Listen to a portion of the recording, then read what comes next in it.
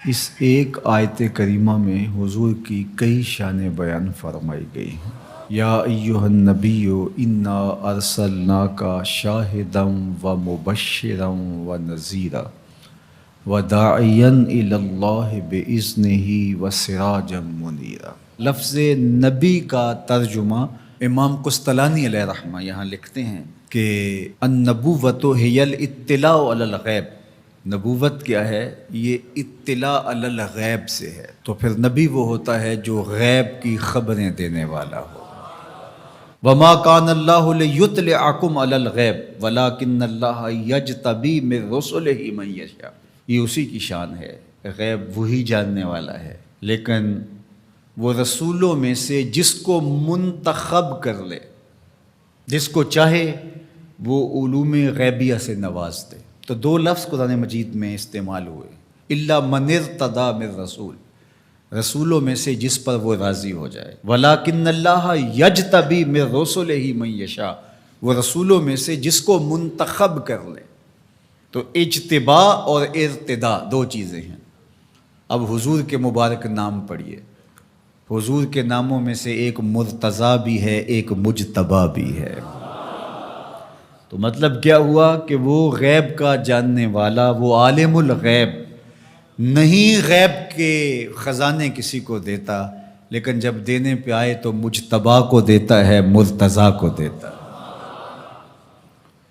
اور پھر یہ اتنی شانوں کے مالک ہیں، جہاں ضرورت پڑے پھر بخل سے کام نہیں لیتے۔ وما ہوا علی الغیب بدنین، یہ غیب کے معاملے میں بخل سے کام نہیں لیتے، جہاں ضرورت ہوتی ہے وہاں بیان کرتے ہیں۔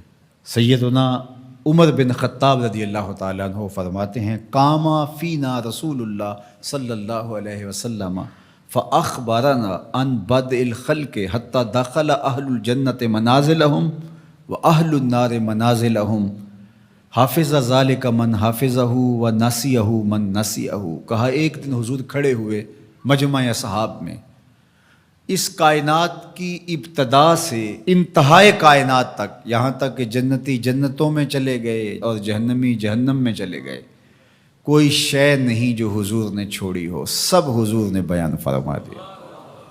اب ایک سوال پیدا ہوتا ہے، تھوڑے سے عرصے میں اتنا کچھ کیسے بیان کر دیا؟ تو یہ حضور کی شان بلاغت تھی، اور بطور معجزہ حضور علیہ السلام کو یہ شان دی گئی تھی۔ تو فرمایا، یا ایہا النبی، اے غیب کی خبریں دینے والے، انا ارسلناک، آپ کو ہم نے بھیجا ہے، آپ کو ہم نے بھیجا ہے۔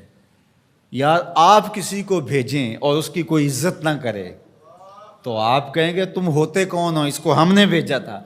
اللہ کہتا ہے محبوب تجھے ہم نے بھیجا ہے۔ تو یہ اللہ کی طرف سے فرستادہ ہیں، اللہ کی طرف سے بھیجے گئے ہیں، یہ اللہ کے نمائندے ہیں، اس لیے حضور کی آواز آواز حق قرار پائی، حضور کا بولنا اللہ کا بولنا قرار پایا، حضور کا حکم اللہ کا حکم قرار پایا، حضور کی اطاعت اللہ کے اطاعت قرار پائی۔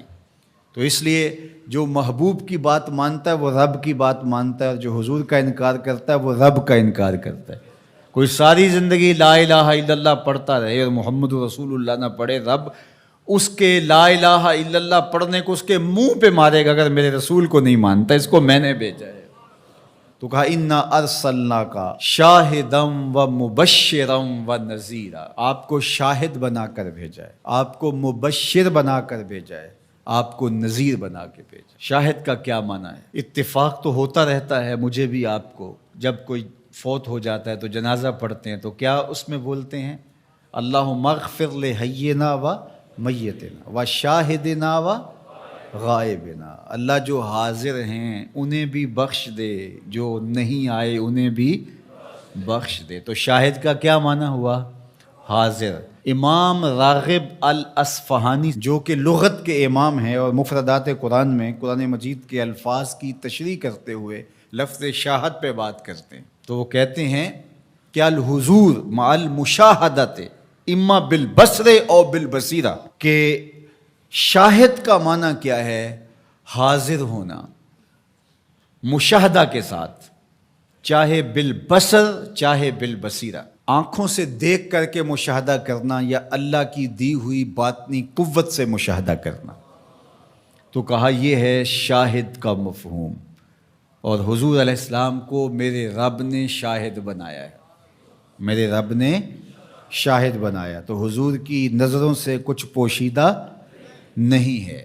آقا کریم نے ارشاد فرمایا، یہ بھی صحاح کی روایت ہے، ان اللہ زوال الارض فرأیت مشارقہا و مغاربہا، اللہ نے میرے لیے زمین کو سمیٹ دیا، اور ایک روایت میں ایسے کر دیا جس طرح میری ہتھیلی ہوتی ہے، میں پوری کائنات کو یوں دیکھ رہا ہوں جس طرح کوئی اپنی ہتھیلی دیکھتا ہے۔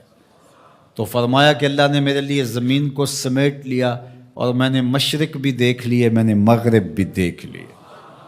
تو زمین حضور کے سامنے ہے جس طرح ہتھیلی ہوتی ہے۔ انی ارا ما لا ترون و اسمع ما لا تسمعون، فرمایا جو میں سنتا ہوں وہ تم نہیں سنتے، اور جو میں دیکھتا ہوں وہ تم نہیں دیکھتے۔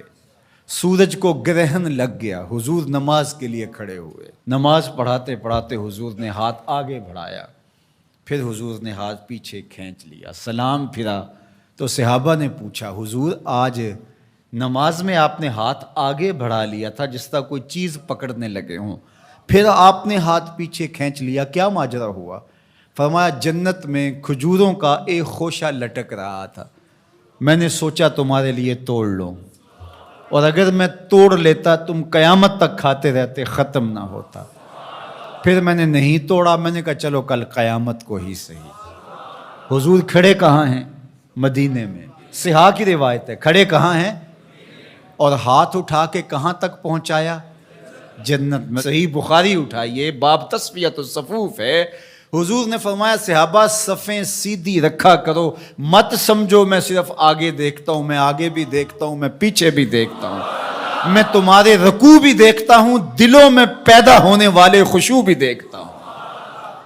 اے فروغت صبح آثار و دہور، چشم تو بی نندائے ما فی الصدور، انا ارسلناک شاہدا، محبوب ہم نے آپ کو شاہد بنا کے بھیجا، ومبشرا، ہم نے آپ کو مبشر بنا کے بھیجا، خوشخبری دینے والا، نیکوکاروں کو جنت کی بشارت دینے والے، اہل ایمان کو اللہ کی رضا کی بشارت، جنت کی بشارت دینے والے، یہ حضور کی شان ہے۔ پھر فرمایا وَنَذِيرًا، ڈر سنانے والا، کفار کو، عاصیوں کو، بدکاروں کو، اللہ کے نافرمانوں کو جہنم کے عذابوں سے ڈرانے والے، یہ نبی کی شان ہے، نبی مبشر بھی ہیں اور نذیر بھی ہیں۔ وَدَاعِيًا إِلَى اللَّهِ بِإِذْنِهِ، اور اللہ کے اذن سے اللہ کی طرف بلانے والے، اور جس طرح میرے حضور نے بلایا ہے، یہ تاریخ کا انوکھا باب ہے۔ وَسِرَاجًا مُنِيرًا، روشن آفتاب بنا کر کے جس کے جلووں سے ظلمتیں دور ہو گئیں۔ حضور حصی اعتبار سے بھی سراج منیر ہیں، اور معنوی اعتبار سے بھی سراج منیر ہیں۔ معنوی اعتبار سے اس طرح کہ ظلم، شرک، کفر کے اندھیرے حضور کے آنے سے مٹ گئے، ناانصافیاں ختم ہوئیں، اور حصی طور پہ حضور کے مبارک بدن سے نور نکلتا تھا۔ تو ذرا اس آیت کریمہ کو دیکھیے، ایک آیت میں حضور کی عظمتوں کے موتی پروئے ہوئے، یا ایھا النبی انا ارسلناک شاہدا ومبشرا ونذیرا وداعیا الی اللہ باذنہ وسراجا منیرا، زیراں زبراں شداں مداں شان اودی وچ آئیاں، عاماں لوکاں رمز نہ کوئی، خاصاں خبراں پائیاں۔